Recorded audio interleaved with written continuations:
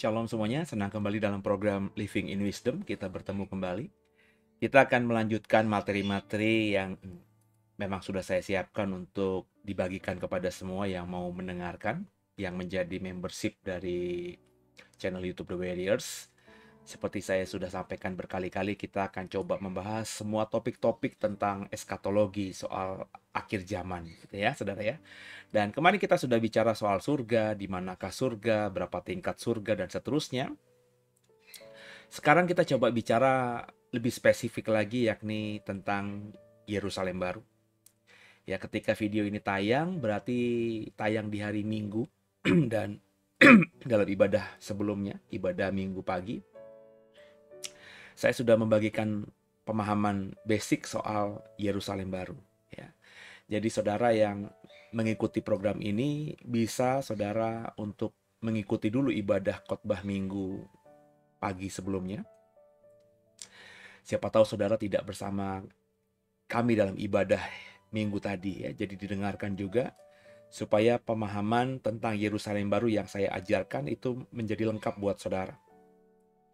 Tadi juga dalam ibadah Minggu saya bilang saya akan memperdalam lagi soal Yerusalem baru, dan akan videonya saya tayangkan dalam 1 atau 2 episode ya, tentang Yerusalem baru yang dimulai dari episode kali ini, dan minggu depan akan ada lanjutannya. Kalau memang nanti digerakkan Tuhan, ditambahkan Tuhan hikmat baru, ya mungkin bisa 2 episode lagi gitu ya saudara ya. Tapi yang saya siapkan sampai detik ini ya episode kali ini dan episode minggu depan soal Yerusalem baru itu seperti apa ya.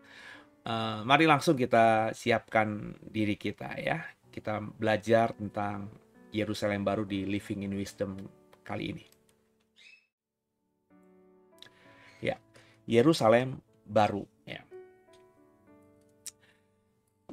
Ayat yang saya pakai ya tentu Yerusalem baru berada di dalam kitab Wahyu ya. Wahyu pasal 20 sebagian dan juga 21 ya.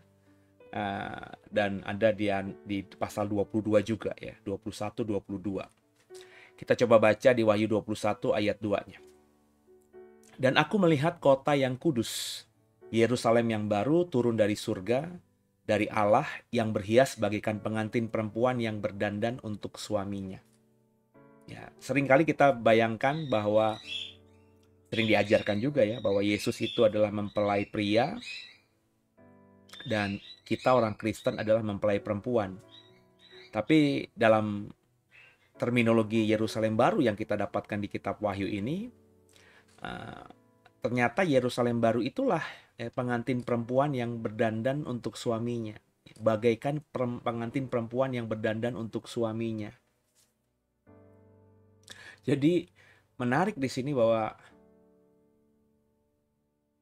kalau ini kita gambarkan tentang perkawinan ya, berarti Yesus yang jelas-jelas Alkitab katakan sebagai pengantin pria, dan pengantin perempuannya itu ternyata Yerusalem baru. Dan berarti kalau kita bicara soal perkawinan anak domba yang ada di kitab Wahyu, kita ini adalah yang diundang masuk ke dalamnya. Ya, kalau kita membaca dalam kitab Wahyu soal pesta pernikahan anak domba, yang boleh masuk itu hanya yang memiliki baju dari lenan putih, berkilauan dan bercahaya, bersih. Dan itu digambarkan sebagai perbuatan-perbuatan baik dari orang-orang kudus. Jadi agak make sense sekarang ini ya, bahwa pengantinnya itu bukannya orang-orang Kristen, tapi pengantin perempuannya adalah Yerusalem baru, yang dikatakan di ayat ini jelas ya, Yerusalem baru turun dari surga bagaikan pengantin perempuan yang berdandan untuk suaminya. Berarti suaminya itu Yesus Kristus ya. Ini kan gambaran ya, analogi ya. Dan kita-kita yang nanti masuk ke Yerusalem baru itu adalah orang-orang yang diundang untuk masuk ke dalamnya. Ilustrasinya sebuah lokasi gitu ya, yang jalannya terbuat dari emas dan ada di tengah-tengahnya itu sungai air kehidupan ya. Kalau kita membaca nanti Wahyu 21, 22 dan seterusnya, itu ceritanya seperti itu ya. Tapi tentu ini hanya ilustrasi saja. Gambar yang ada di layar saudaranya ilustrasi saja. Sekarang coba kita dalami di episode ini dan nanti episode-episode berikutnya. Mungkin 1 atau 2 episode lagi ya. Kita akan kulik habis soal Yerusalem baru. Yang pertama yang kita mau pelajari di dalam pembahasan kita, mendalami atau mempertajam dari saya bilang tadi khotbah minggu sebelumnya, minggu tadi pagi ya, bahwa di Yerusalem baru itu jelas Alkitab katakan tidak ada lagi laut. Coba kita lihat, kita baca dalam Wahyu 21 ayat yang 1 ya, sama-sama kita baca ya Bapak Ibu ya. Lalu aku melihat langit yang baru dan bumi yang baru, sebab langit yang pertama dan bumi yang pertama telah berlalu dan laut pun tidak ada lagi. Clear di sini bahwa laut pun tidak ada lagi. Ini tentu kembali kepada penafsiran Bapak Ibu. Ya, penafsiran kita bisa saja berbeda.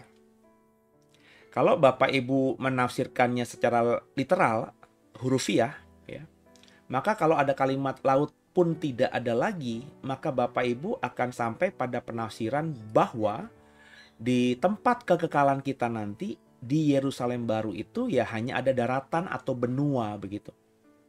Ya. Tidak lagi ada lautan. Tidak lagi ada samudra. Ya. Secara ilmu tafsir nggak salah dengan hal itu. Ya. Tapi berkali saya bilang ketika kita menafsirkan Alkitab, sometimes apalagi kalau kita ngomongin Wahyu ya, kita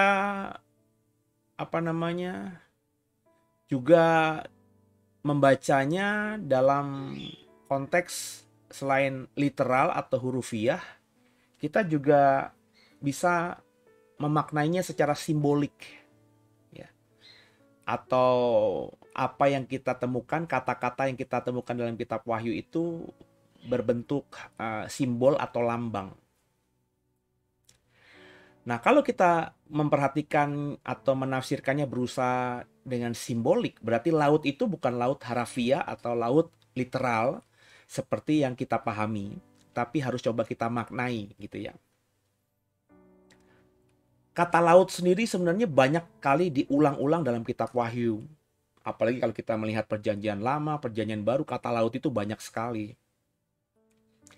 Dan hampir semuanya itu, laut itu menggambarkan ya laut yang real, laut yang sekarang kita tahu ya, samudra air itu. Meskipun di kitab Wahyu ada misalnya lautan kaca gitu ya. Ya, itu kan berarti kan juga bahasa simbolik ya. Sesuatu yang dilihat Yohanes yang ada di surga gitu. Jadi kata laut juga berkali-kali muncul sebagai bahasa simbolik dalam kitab Wahyu.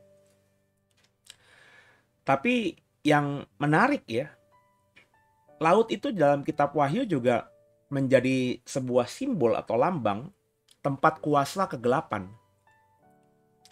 Karena kalau kita membaca di kitab Wahyu, iblis dan binatang atau antikristus itu dia tinggal dan berada di laut sebelum akhirnya keluar dan ada di bumi. Kita baca ya ayatnya ya. Wahyu pasal 12 ayat 18. Itu kalimatnya begini. Dan ia tinggal berdiri di pantai laut. The sand of sea kalau dalam terjemahan Inggrisnya, ya, di pasir, di lautan gitu ya. Ianya siapa? Ianya dalam konteks Wahyu 12 ini merujuk pada naga, si ular tua, ya, yang memberontak kepada Tuhan dan akhirnya dicampakkan dan dilemparkan ke bumi kalau kita membaca Wahyu pasal 12. Jadi itu kan seringkali disimbolkan naga itu adalah iblis. atau Satan yang memberontak dan dalam kitab Wahyu berperang dengan Mikael dan malaikat-malaikatnya, sedangkan Satan dan atau naga itu berperang juga dengan malaikat-malaikatnya. Jadi dikatakan Satan ketika sudah dilempar di bumi, dia ada di laut. Ya. Kemudian ayat setelah Wahyu 12 ayat 18 itu adalah Wahyu 13 ayat 1 kalau kita pakai terjemahan LAI. Dan kalimat dalam Wahyu 13 ayat 1 itu, lalu aku, kata Yohanes, melihat seekor binatang keluar dari dalam laut. Di ayat di atasnya, Satan atau naga berdiri di laut, di pasir di laut, di pantai laut, terjemahan LAI. Dan ayat berikutnya, binatang atau antikristus itu keluar dari dalam laut. Jadi laut di sini kalau kita membaca Wahyu 12 dan Wahyu 13 adalah gambaran dari tempat domisili ya dari Satan dan juga binatang antikristus itu. Naga, binatang atau Satan dan antikristus. Ini ketika kita hubungkan dengan Wahyu 21, laut tidak ada lagi laut, maka ya berarti kita secara sederhana bisa mengatakan kalau ini kita maknai simbolik, ya di Yerusalem baru itu yang namanya Satan, terus antikristus, nanti tentu berhubungan dengan nabi palsu atau orang-orang yang percaya dan mengikuti Satan itu nggak ada lagi. Ya. Jadi suatu tempat yang benar-benar bebas ya dari gangguan roh-roh jahat dan kuasa-kuasa jahat. Itu yang bisa kita maknai dengan kalimat di Wahyu 21 ayat 1 bahwa di Yerusalem baru itu tidak ada lagi laut, gitu ya Bapak Ibu ya. Terserah sekarang Bapak Ibu menafsirkannya itu literal. Kalau literal berarti di Yerusalem baru nanti tempat kita dalam kekekalan itu ya daratan aja, benua aja, nggak ada sama sekali samudra.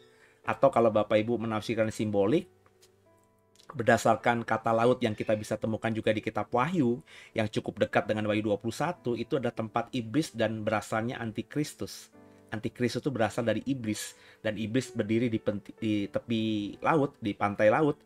Itu menggambarkan bahwa laut itu ya tempat domisili, tempat tinggal, tempat beradanya Satan sekarang ini di bumi. Kuasa jahat itu pusatnya ada di laut kalau kita mau menafsirkannya secara simbolik. Jadi ketika di Wahyu 21 di Yerusalem baru tidak lagi ada laut, ya maka itu semua Satan, iblis dan segala kuasanya itu tidak ada lagi. Jadi kalau nggak ada Satan, nggak ada kuasa jahat, nggak ada yang jahat ya, maka yang ada di Yerusalem baru ya hanya kekudusan atau yang kudus saja. Yang ada hanya kudus, kados, dan kekudusan. Ya. Dikatakan di Alkitab Wahyu 21 ayat 27, tetapi tidak akan masuk ke dalamnya sesuatu yang najis atau orang yang melakukan kekejian atau dusta. Tetapi hanya mereka yang namanya tertulis di dalam kitab kehidupan anak domba itu. Ya. Jadi jelas di sini bahwa yang ada di Yerusalem baru itu hanya yang kudus saja. Sebab yang najis, orang-orang bukan saja Satan dan roh jahat, tapi orang-orang yang melakukan kekejian dan dusta, yang namanya nggak ada dalam kitab kehidupan, tidak ada di sana. Jadi hanya ada yang kudus saja. Wahyu 21 ayat 8 kemudian berkata demikian. Tapi orang-orang penakut, orang-orang yang tidak percaya, orang-orang keji, orang-orang pembunuh, orang-orang sundal, tukang-tukang sihir, penyembah-penyembah berhala, semua pendusta, mereka akan mendapat bagian di dalam lautan yang menyala-nyala oleh api dan belerang.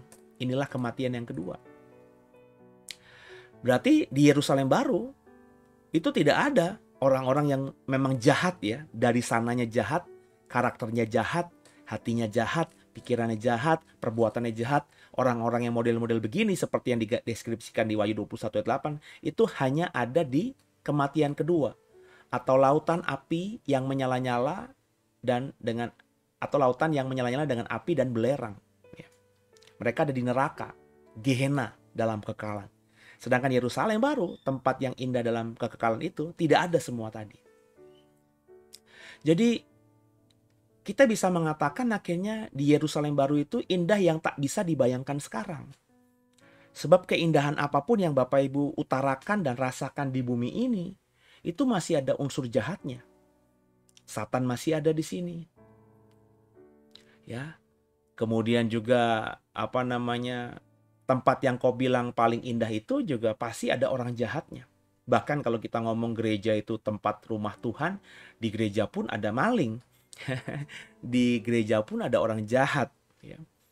Dulu ketika saya masih melayani di sebuah gereja besar, kalau saya khotbah yang denger itu ya di atas angka 300 orang, bisa ribuan gitu ya.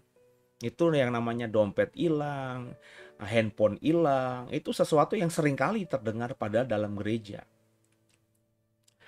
Nah, artinya di bumi ini tempat yang paling dianggap kudus yakni gereja aja masih ada maling. Nah, di surga nanti, di Yerusalem baru tempat kita dalam kekekalan kalau kita percaya, itu nggak ada lagi semua tadi. Makanya indahnya itu nggak bisa dibayangkan. Saya jujur aja, saya bisa membayangkan sesuatu yang indah di bumi ini, tapi ketika saya tahu bahwa di Yerusalem baru itu sangat indah, teramat indah, jauh lebih indah daripada yang di bumi, saya tidak bisa mengukurnya dengan pola pikir saya yang masih manusia daging ini gitu. Karena tentu indahnya yang sebenarnya di Yerusalem baru itu ya tak terpikirkan oleh kita yang terbatas ini. Gambaran sederhananya, Satan dan semua roh jahat tidak ada. Manusia jahat dan berdosa tidak ada. Dosa, kutuk, dan semua yang najis tidak ada. Jadi ini nggak bisa kita temukan di bumi. Mungkin saja di bumi ada satu tempat di mana setannya nggak ada. Setan nggak bisa berkuasa. Tapi orang jahatnya ada. Bisa saja di bumi setannya nggak ada, manusia jahatnya nggak ada, manusia berdosanya nggak ada, tapi tempat itu merupakan bagian dari tanah atau bumi yang sudah dikutuk Tuhan. Jadi nggak ada ya pembandingnya Yerusalem baru dengan di bumi sekarang itu nggak bisa dibandingkan, tak sepadan untuk dibandingkan. Jadi kalau Bapak Ibu sudah pernah merasakan keindahan dunia, whatever lah bentuknya, rasanya, itu akan jauh lebih rendah daripada kenikmatan, keindahan yang akan kau nikmati nanti dalam kekekalan di Yerusalem baru. Itu yang saya mau tekankan. Kenapa begitu? Karena kalau kita membaca di 2 Petrus 3 ayat 13, tetapi sesuai dengan janjinya, kita menantikan langit yang baru dan bumi yang baru, di mana terdapat kebenaran. Jadi kenapa di surga nanti, di Yerusalem baru itu nggak ada Satan, roh jahat, orang berdosa, kutuk, ya sesuatu yang najis, itu nggak ada, karena yang ada hanya kebenaran.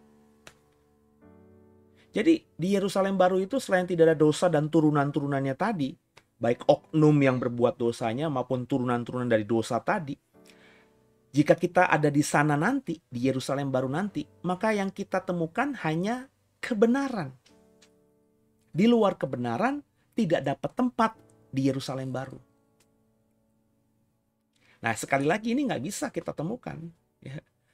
Kalau kita ngomong soal di muka bumi ini, ya mestinya institusi yang penuh dengan kebenaran adalah misalnya aparat hukum, kepolisian, jaksa, hakim, dan seterusnya, pengadilan gitu ya. Itu mestinya kita bisa menemukan kebenaran di sana, tapi pada faktanya ya ada polisi yang nangkep bandar narkoba, narkobanya diambil malah dijual sama polisinya. Bapak Ibu tentu tahu yang lagi viral, jenderal lagi yang melakukannya. Ya. Itu sudah rahasia umum lah. Ya kita berdoa kepolisian kita lagi berbenah untuk memperbaiki dirinya lebih baik lagi lah. Tapi sepanjang sejarah dalam ingatan kita, ya masih banyak ketidakadilan bahkan di institusi kepolisian sendiri. Yang ada di luar pulau sana, ya anaknya berantem gitu ya. Terus ternyata bapaknya kita tahu adalah tukang backup dari solar yang ditimbun, ya. Jadi dia dapat setoran begitu. Ya. Kemudian juga kalau ngomongin jaksa ya sama saja. Bisa dibeli. Seringkali saya mendengar orang-orang yang berkasus hukum di pengadilan itu ya bisa kong kali kong dengan jaksanya. Hakimnya pun demikian. Padahal ketika disumpah hakim itu, dan dalam pemahaman awam, hakim itu adalah wakil Tuhan yang bisa menentukan benar dan salah di muka bumi ini. Tapi faktanya juga banyak hakim yang korup. Hakim di MA misalnya, di Mahkamah Konstitusi, bahkan itu ada yang bahkan korupsi gitu. Artinya keputusan yang mereka putuskan itu bisa dimanipulasi, bisa dibeli oleh apa? Oleh uang, oleh orang yang punya kekuasaan dan uang. Nah, tempat yang mestinya penuh kebenaran di bumi ini aja itu nggak benar gitu ya. Maka ketika kita menemukan informasi bahwa di Yerusalem baru itu yang ada hanya kebenaran, ini nggak ekuivalen, nggak sama, nggak bisa dibandingkan dengan tempat yang penuh kebenaran sekalipun di bumi ini. Nggak sebanding. Jauh lebih mulia di sana nanti. Kemudian kalau kita baca Wahyu 21 ayat 6, firman-Nya lagi kepadaku, semuanya telah terjadi. Aku adalah Alfa dan Omega, yang awal dan yang akhir. Orang yang haus akan kuberi minum dengan cuma-cuma dari mata air kehidupan. Kenapa di sana hanya ada kebenaran? Karena ya orang yang benar-benar ada di Yerusalem baru, yang rindu sama Tuhan, yang mau ketemu Tuhan, yang sudah melihat Tuhan, ya, itu kalau ada thirsty dikit aja, kalau ada haus sedikit saja, dia minta kebenaran, dia minta kekudusan dari Tuhan, itu akan diberikan Tuhan dengan cuma-cuma. Ya. Jadi menemukan kebenaran di surga itu begitu mudahnya, sehingga godaan untuk berbuat yang tidak benar itu sama sekali tidak ada di sana. Karena yang ada hanya kebenaran, dan kalaupun mau meminta kebenaran, itu sangat mudah ditemukan. Cuma-cuma dari mata air kehidupan yang ada mengalir di sungai yang membelah Yerusalem baru nanti. Jadi memang bahasa-bahasa ini mengindikasikan bahwa di Yerusalem baru itu memang tempat yang memang beda dengan di bumi ini. Di sekarang, di bumi ini, tempat yang kita bilang mestinya kita bisa menuntut kebenaran aja nggak bisa kita percayai. Di bumi masih ada kutuk. Setan-setan roh jahat masih berkuasa. Jadi meskipun ada yang indah di bumi ini, seperti saya bilang tadi, itu pasti ada pengaruh, ya, oleh yang tidak baik, oleh yang tidak kudus itu. Makanya saya bilang di Yerusalem baru ini nggak bisa dibandingkan dengan apapun yang hebat di bumi ini. Tak sebanding begitu. Karena kata Alkitab memang kau hanya menemukan kebenaran. Dalam bahasa lain kau hanya menemukan Tuhan di sana. Nggak ada yang bukan Tuhan di sana. Kemudian dikatakan juga ketika kita belajar tentang Yerusalem baru di Wahyu 21-22, di sana dikatakan tidak ada lagi duka. Selain tidak ada laut, terus tidak ada yang jahat, dosa, di sana tidak ada lagi duka. Wahyu 21 ayat 4 mengatakan begini. Dan ia akan menghapus segala mata air. Dan ia akan menghapus segala air mata, kebalik ya. Segala air mata dari mata mereka. Dan maut tidak akan ada lagi. Tidak akan ada lagi perkabungan atau ratap tangis, duka cita, sebab segala sesuatu yang lama itu telah berlalu. Jadi lupanya adalah oleh Yohanes dikatakan bahwa yang namanya selain maut, ya, terus juga perkabungan, ratap tangis, duka cita, itu sesuatu yang sudah berlalu, sudah tidak akan ada lagi, sudah lewat. Jadi memang yang ada hanya sukacita dan damai sejahtera. Sebab yang disebutkan di Wahyu 21 ayat 4 itu, terutama penekanannya duka cita, itu bisa ekspresinya ratap tangis, perkabungan, ya, keterpisahan dengan Tuhan yang namanya maut, itu nggak ada lagi di sana. Ya. Makanya nggak akan ada duka cita di sana, yang ada sukacita semata. Sekali lagi ini menggambarkan kehidupan di Yerusalem baru itu tak sebanding dengan yang di bumi. Sebab meskipun Bapak Ibu sekarang berkelimpahan dengan harta benda, Bapak Ibu, saya berani yakin kalau kau jujur, kau tidak akan berani berkata bahwa hidup saya itu sudah penuh dengan sukacita dan damai sejahtera. Karena orang yang paling kaya sekalipun selama dia hidup di bumi, dia pasti akan mengalami duka cita. mengalami ratap tangis dan seterusnya. Adalah perasaan kehilangan. Tak kehilangan harta, kehilangan kesempatan, kehilangan orang. Di bumi ini kan semuanya yang kita dapatkan akan hilang menguap dengan pelan-pelan. Kita hari ini masih kuat. Saya masih mau mendekati umur 50, masih kuat, masih sehat. Nggak tahu 5 tahun ke depan, 10 tahun ke depan, 20 tahun ke depan, 30 tahun ke depan. Kesehatan itu akan menguap, akhirnya renta, tua, dan jompo. Kan begitu, saudara. Kemudian juga kenapa nggak ada lagi duka cita di dalam Yerusalem baru? Karena memori buruk hilang. Kenapa memori itu masih penting? Karena Bapak Ibu ingat, saya pernah sharing tentang banyak hal ya dalam khotbah saya, dalam materi-materi di YouTube ini juga, bahwa ketika kita mati ya, kita itu tubuh kita yang tadinya terdiri dari tubuh, jiwa, dan roh itu kan terpisah. Tubuh yakni badan ini dikubur, debu kembali menjadi debu, hilang. Terus roh kembali kepada yang punya, roh Tuhan yang ditaruhkan ke kita, nismat hayim. Adam tuh dihembuskan nafas hidup oleh Tuhan sehingga dia menjadi makhluk yang hidup. Nah, nafas hidup itu yang disebut nismat hayim itu, roh yang dari Allah itu kembali kepada Allah. Jiwa itu ada di dalam tempat yang disebut dengan tempat transisi. Kalau dia baik, seperti Lukas 16, dia Lazarus ada di pangkuan Abraham. Orang yang disalib di sebelah Yesus, kata Yesus, hari ini kau bersama dengan aku di Firdaus. Itu kalau orang diampuni dosanya, bertobat, maka orang itu dalam masa transisi, jiwanya ada di tempat yang namanya penghiburan. Surga kecil, kalau bahasa saya. Sedangkan orang yang tidak percaya, orang yang jahat, orang yang berdosa, seperti Lukas 16 itu orang kaya, ketika dia mati, jiwanya ke tempat penderitaan. Perhatikan dalam kehidupan di masa transisi ini, baik si orang kaya maupun si Lazarus itu masih punya memori. Memori tentang apa yang mereka alami di bumi. Makanya si orang kaya ini bilang sama Bapak Abraham agar meminta Lazarus untuk mendatangi saudara-saudaranya yang masih hidup di bumi, untuk mengingatkan mereka agar berubah hidupnya, tidak pesta pora semata, dan juga ingat sama orang miskin, supaya kalau mereka mati, mereka tidak ditempatkan di tempat yang penderitaan seperti dia rasakan sekarang ini. Artinya kan dia masih punya memori. Ya. Dia juga tahu itu Bapak Abraham, dia juga masih kenal itu Lazarus. Berarti kan dia masih punya memori. Jadi jiwa itu nggak mati, jiwa itu hidup, cuma dia tidak punya tubuh aja. Nah, ketika kebangkitan orang mati, jiwa yang masih punya memori itu menyatu lagi dengan tubuh kebangkitannya. Nah, tubuh kebangkitannya ini ya, yang kalau kita membaca nanti, kalau kita sudah bertobat sebelum mati, ini yang akan ada di Yerusalem baru. Kalau kita nggak bertobat sebelum mati dalam dosa, maka tubuh kebangkitan ini yang akan dilemparkan ke Gehenna, ke lautan api kekal. Karena tubuh kebangkitan itu tubuh yang memang esensinya sudah DNA kekal.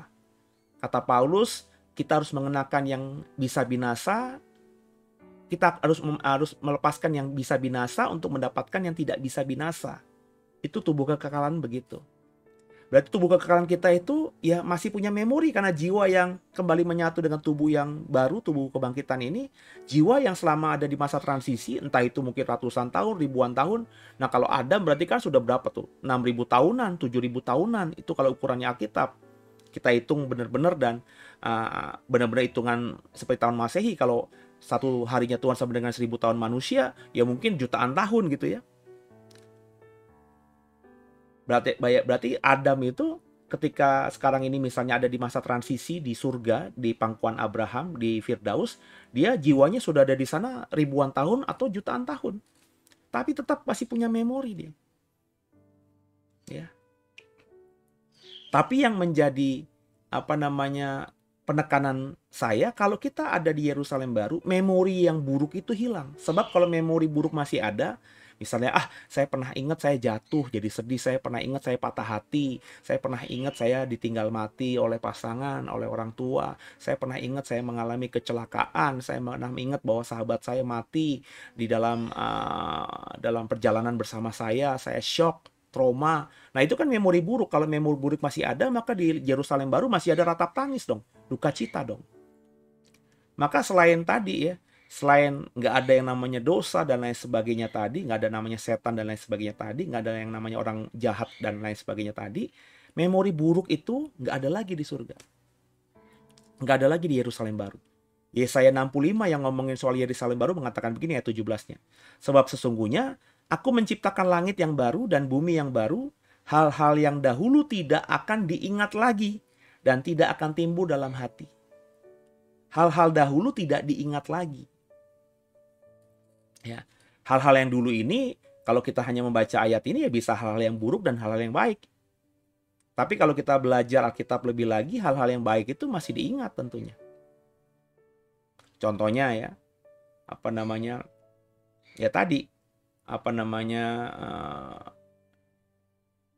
contoh misalnya Yesus yang dimuliakan. Elia dan Musa itu pasti kan bicara dengan Yesus bukan saja hal-hal yang akan datang, tapi kan hal-hal yang memang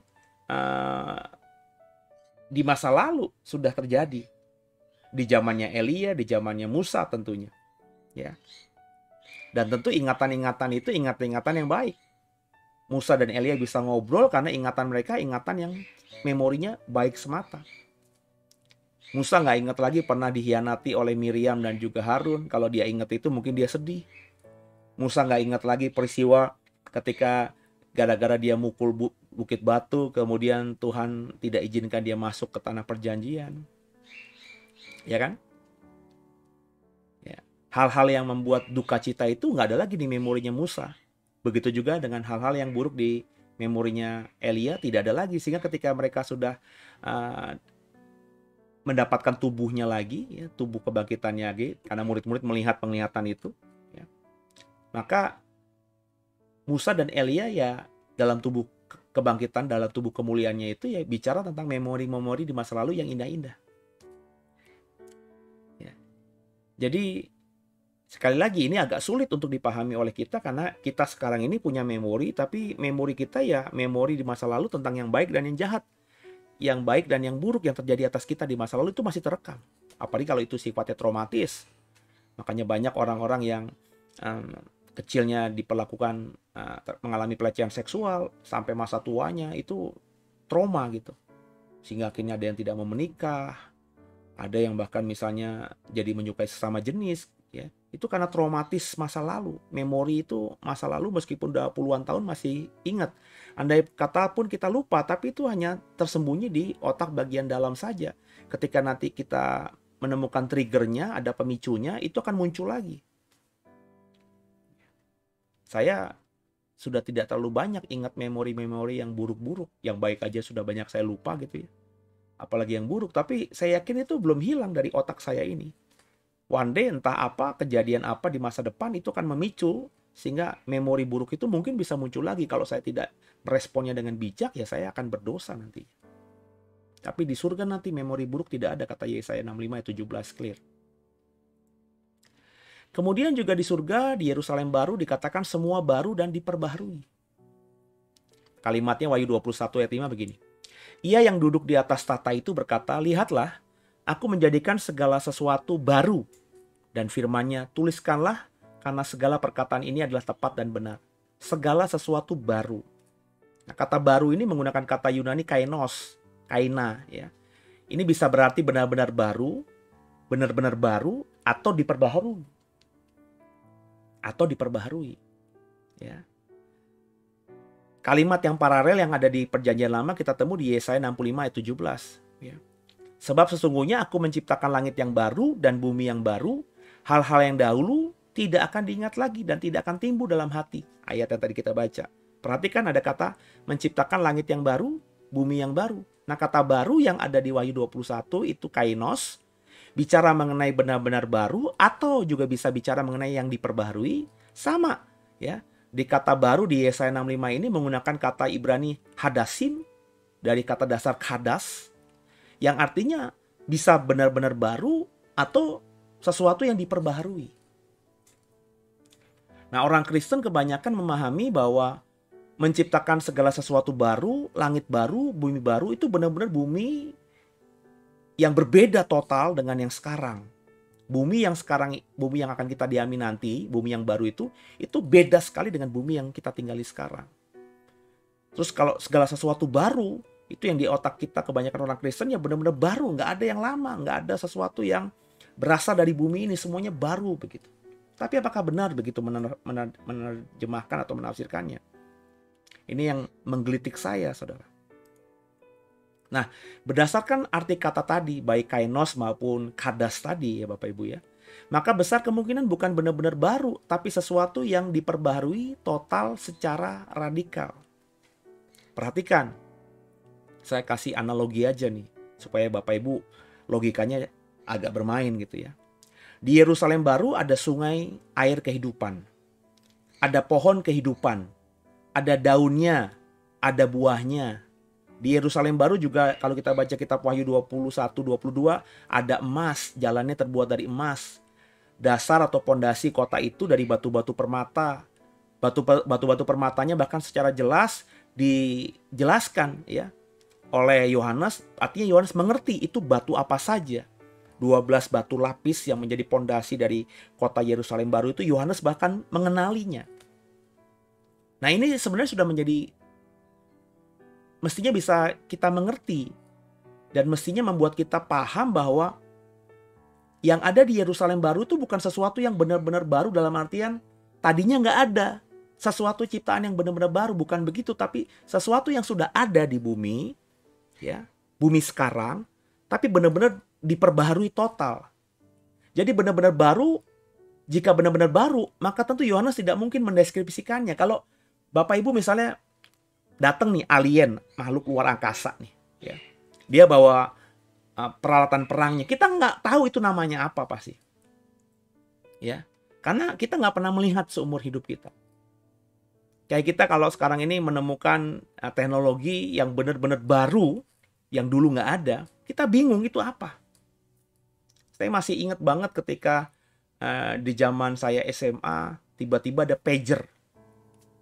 Itu sesuatu yang nggak masuk di logika saya. Yang saya tahu di zaman itu sudah ada komputer. Zaman SMP sudah ada desktop komputer gede, ya, pakai apa namanya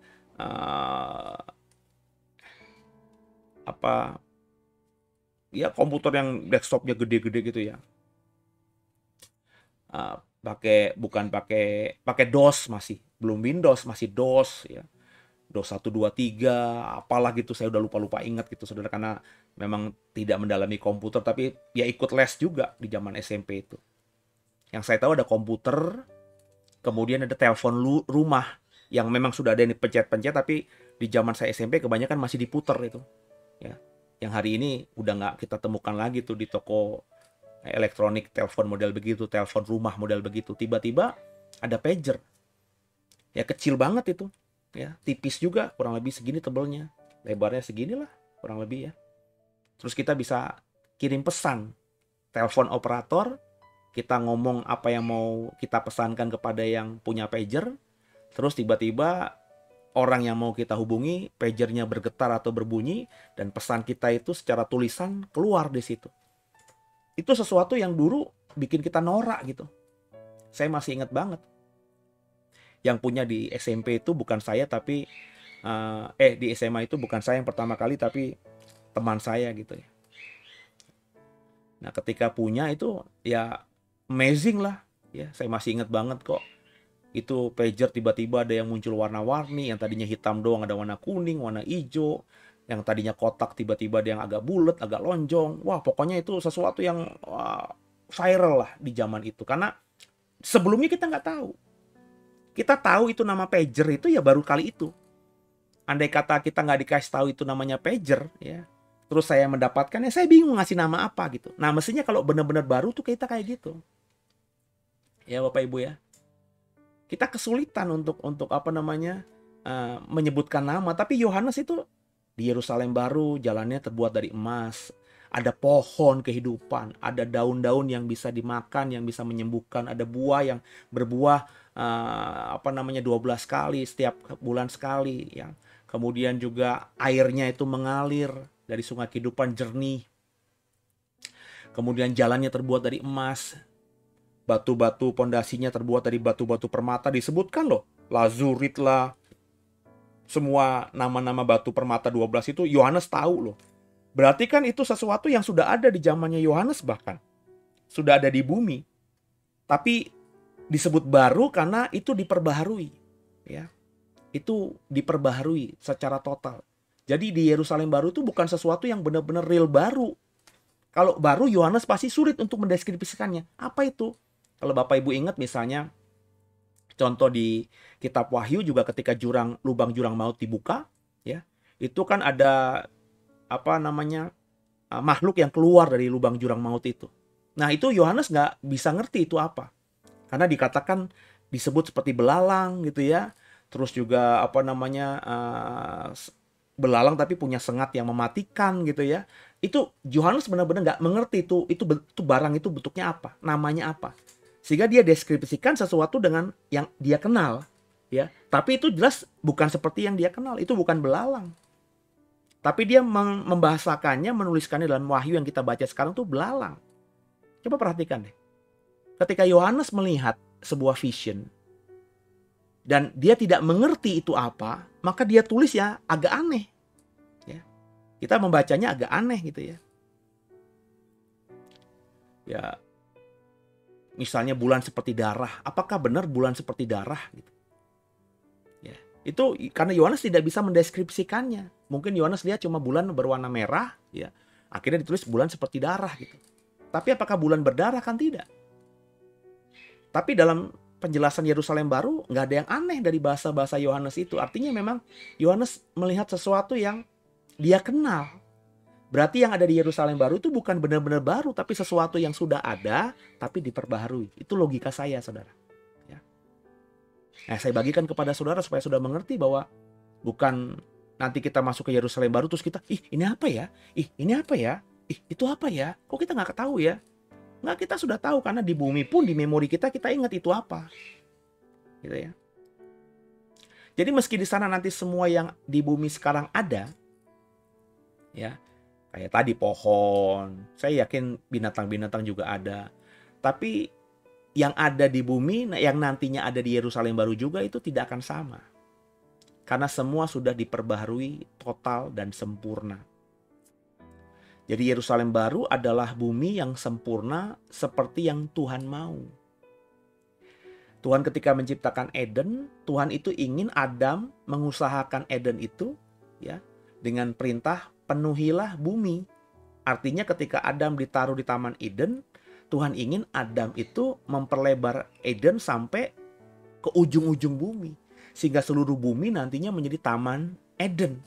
Tapi Adam gagal. Sehingga Eden ya cuma segitu saja yang ada di Timur Tengah.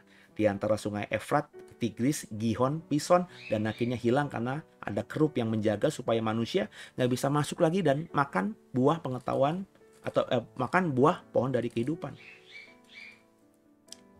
Ya kan? Jadi bumi akhirnya tidak seperti yang Tuhan rencanakan.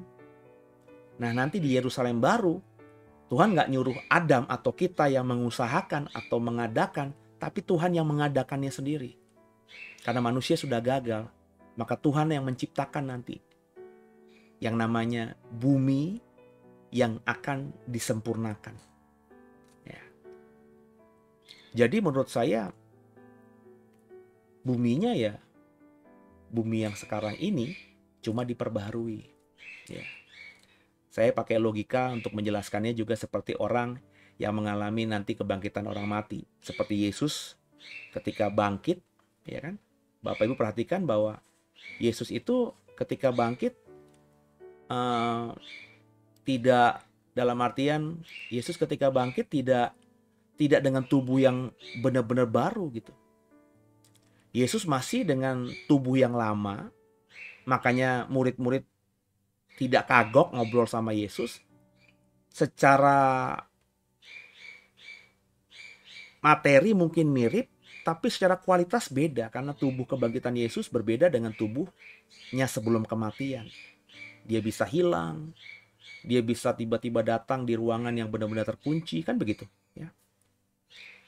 Nah, tubuh kebangkitan Yesus itu mirip dengan tubuh lamanya. Maka saya menganalogikan, mengasumsikan bahwa Yerusalem baru, yakni Yerusalem yang sekarang ada tapi diperbaharui gitu. bumi yang ada sekarang tidak habis atau benar-benar dihancurkan dan lenyap, gone gitu. Tapi bumi yang sekarang itu benar-benar diperbaharui total. Bapak Ibu kalau tadi dengar khotbah saya di hari Minggu, Bapak Ibu ngerti. Makanya kalau belum dengar khotbah saya tadi, dengar, atau kalau Bapak Ibu nonton video ini di bulan Juni, Juli, di luar bulan Mei ketika video ini upload, maka coba cari khotbah saya di bulan Mei ya, di tanggal 21 Mei kalau tidak salah ya. Itu saya khotbah soal Yerusalem baru, dan saya lanjutkan dengan materi-materi lepas yang saya simpan di channel YouTube membership ini ya. Semoga Bapak Ibu jadi paham ya, mengerti, dan akhirnya kita benar-benar siap menghadapi atau menyongsong Yerusalem baru itu. Jadi mungkin sekian episode Yerusalem baru hari ini. Nanti minggu depan saya dalami lagi, sehingga kalau Bapak Ibu ikuti dari khotbah saya hari Minggu soal Yerusalem baru, materi hari ini, minggu depan atau minggu depannya lagi ada, selama 2-3 episode ke depan, Bapak Ibu akan punya pemahaman yang komprehensif lah soal seperti apa Yerusalem baru. Karena bagi saya penting kita mempelajari ini, karena itu tempat kita nanti dalam kekekalan ya. Kita harus kenal, harus tahu. Sama kalau kita mau beli rumah, mau beli mobil, kan kita survei dulu. Kita pilih rumah yang cocok buat kita, harganya cocok, lokasinya cocok, mobilnya harganya cocok, cocok buat kita, baru kita akhirnya beli dan nyaman menggunakan baik rumah atau mobil. Yerusalem baru itu tempat kita. Kita mengimani kita sampai ke sana. Bodoh, konyol kalau kita sekarang ini tidak mau mengenalinya. Kenali sekarang supaya Bapak Ibu termotivasi untuk hidup benar, dan akhirnya kalau kita ada di sana, kita tidak canggung lagi ketika kita berjalan-jalan di Yerusalem baru. Demikian ya Bapak Ibu ya. Semoga jadi berkat, dan saya berharap semua kita diberkati. Selamat menyongsong minggu yang baru. Doa saya di minggu yang baru ini, kau dan aku semua diberkati Tuhan. Haleluya.